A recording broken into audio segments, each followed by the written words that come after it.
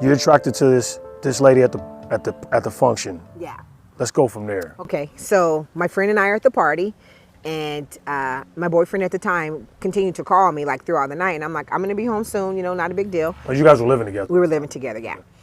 And I was still in college, and it was just like summer break, I believe. And so we're at the party, having a good time, and before we left the party, she kissed me. Yeah. And I was like, whoa. On the lips? On the lips. And I was like, whoa. I felt like I cheated on him, which I did. But was it something that were you ready for? I don't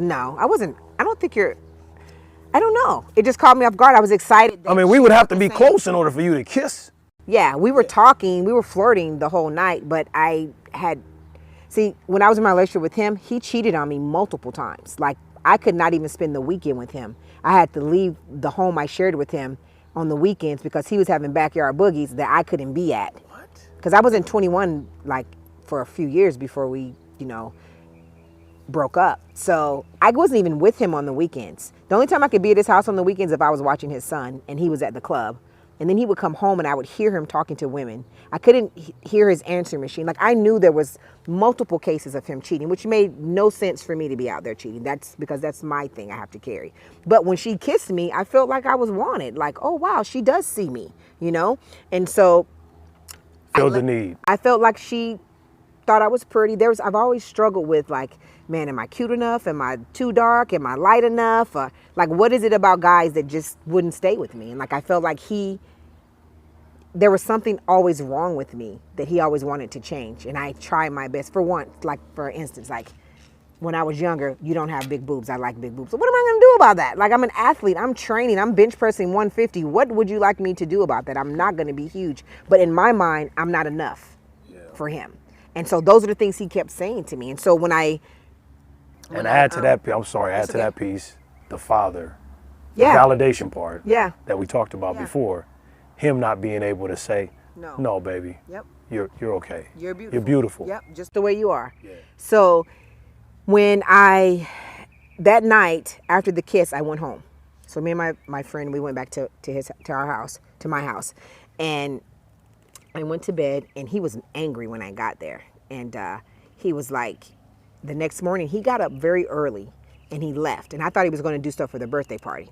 So he leaves, comes back, and tells me, and he calls me, and I wake up really sick, like, not from drinking, but, just to be quite frankly, I had really bad cycles. And so I was hurting really bad when I woke up. Found out later on that I was diagnosed with a condition called endometriosis. And we can talk about that a little later, but it was the beginning, and I was in a lot of pain. I get really sick.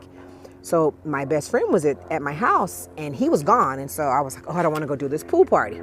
And so I text her, and I said, hey, listen. No, she was there. I was like, hey, listen, he just called, and you need to help me pack my stuff. Because I was programmed. He gets mad, I get kicked out. I already knew what was coming. And so the promise ring he gave me, I set that down. I packed up all my clothes. I had this beat up old 1975 Chevy Nova. I was trying to get all my stuff out before. From Beverly Hills Cop? Was that probably. The beat up Chevy Nova? Yeah. Okay. And, cool. And so she was like, he's not going to kick you out. I was like, listen to me. The next call is going to be get out. I need all my stuff. I'm like, no, I'm on a mission. I know I got to get out. And so I pack everything in the car. And as I'm pulling out, he's pulling in. And he proceeds to go to the car and takes all my basketball shoes that he bought me. So basketball is my life at this point. I'm like, I didn't care about what year of college you were in at this time? A junior. Okay. I'm headed into my senior year. Okay. And so she was shocked that I knew that he was going to kick me out. So at this point, I have nowhere to go. And so I stayed with her and took all my things to her dad's house, left him. And that night, I had my very first girlfriend. So that day, the exact day we broke up and I moved out is the exact day the girl that kissed me the night before became my girlfriend. And she just took the place of him. Financially, I lived with her. And that's when my life as a lesbian started for 19 years. Wow. So you moved in with her right away. Right away. And she filled the role of the male in your life. Yeah. Basically. Mm-hmm. Started taking care of things. How tough was that for you in terms of like, were you able to start telling people right then, or was it? I was so bold. If I'm doing something, I don't hide it. So I was so 100 bold. miles an hour. Yeah, I was like out there, like the gates to hell is wide open. That scripture is real. And I felt like my story just aligned with it. And I feel like if I'm gonna be a lesbian, I'm gonna be the best lesbian. I'm wearing flags, I got the colors, I got the rainbows on my car, I got the cute little license plate. Like, it was my life, it's who I was. And if you didn't accept that, then I'm sorry to tell you. But now, all along, I still believe that I was created that way. At some point in my walk, my train of thought switched to God created me this way. It was always gonna. This was eventually gonna be your. It was inevitable. Mm-hmm. Wow. Okay. So I know your mother personally. Yeah. Okay. Was she here? She used to call you the little light boy. Yeah, a little light boy. Yeah. So she was here in California at the time, or did she move? No, back? my mother was in South Carolina at the time, which is why I had nowhere to go. How long was she in South Carolina before you started this relationship with this young lady? She had went home to help take care of my grandmother. Okay. So she had been home for a couple of years. I call South Carolina home because that's my roots, but she had been back for a few years. Okay, so she went back. You began this relationship. You're in the third, going into your fourth year of college. Mm-hmm. Talk about that part. Like, how did it affect your family? Because you have your mother is your family. Mm-hmm. Your brother, Tony, was still, he's still here in California. Yeah. You guys didn't discuss this with him about the relationship thing? No. Okay. You didn't talk to They knew about my ex-boyfriend, though. They knew, because they had been trying to get me to break up for years. So they knew it was a wild ride. They knew, that it needed to end. Yeah, okay. And so, how did you introduce this same-sex relationship with your mother?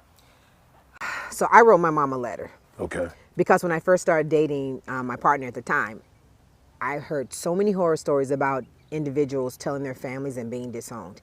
And my mom was my family, and I didn't want to disappoint her. Why do you think she would disown you, though? I didn't think my mom would disown me, but there were friends. Or feel some kind of way about it. Why do you think? Because of her disposition? Yeah, I didn't know how she would feel about it. Okay. I didn't know if she's going to be like, that's not right, or... right according to what? To God. Okay. Yeah. Yeah. My mother was a preschool teacher, so she's always believed in God too, but we didn't go to church, and we weren't. But that was her base. That was her foundation. That would have been her foundation. Yes. Her seeds were planted. Yeah. Taboo. Okay. So I wrote her a letter detailing everything, and the reason I wrote the letter is because she called one day, and when she called, my partner answered the phone. She called the house phone, and my partner answered the phone. I was sleeping, and so she's like, "Oh, hold on, let me get her." And I heard her, when you hand somebody the phone that's laying next to you, like, "Hey, your mom's on the phone." And I was like, "Hey, Mom," and just talked and whatever. But my mother told me that phone call, she already knew when she heard that phone call. And she knew when I would talk about certain people, like something was different. My ex was no longer in my life. I'm hanging around with different people, and all of the people are females. She's wondering what's going on, and I haven't told her about a new guy. So she started putting two and two together. So when she received the letter, she was like, she called me and she said, "I already knew." And funny thing is, I was going through her things and I found the letter. I found the letter that I wrote. And when I read it, I was like, I just read it maybe about 6 months ago. And wait, back up. So I'm sorry.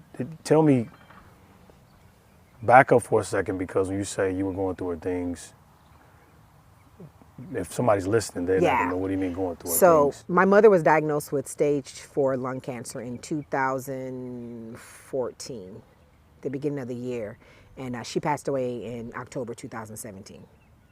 At the time, we didn't know that she was even diagnosed, what her stage was, because she didn't want to know. She felt like when people knew, they gave up. And so she fought blindly for 4 years. When she passed away, the doctors was like, she passed away, like she should have died, according to man, within 6 months, because she was stage 4 and she had COPD on top of that. And but she didn't. She fought for 4 years, and her faith strengthened my faith. And we walked alongside each other the entire time, and I know she's in heaven. I'm going to see her again, and so it gives me some peace around that. You were going through her stuff, and you found the letter that you wrote her, explaining to her that you were... That I was gay. That you was gay. Okay. So when I was reading the letter, I was like, wow, like, I didn't even know that person. I was like, you could hear the hurt, like the loneliness and the hurt and the seeking. You could see it in the letter. You could see it. And the words on the page. The words, it was just like, wow. And it was almost like you read it last year? You read it last year? I read it last year when I was going through her things. Okay. And I was just like, wow. You said it was a cry.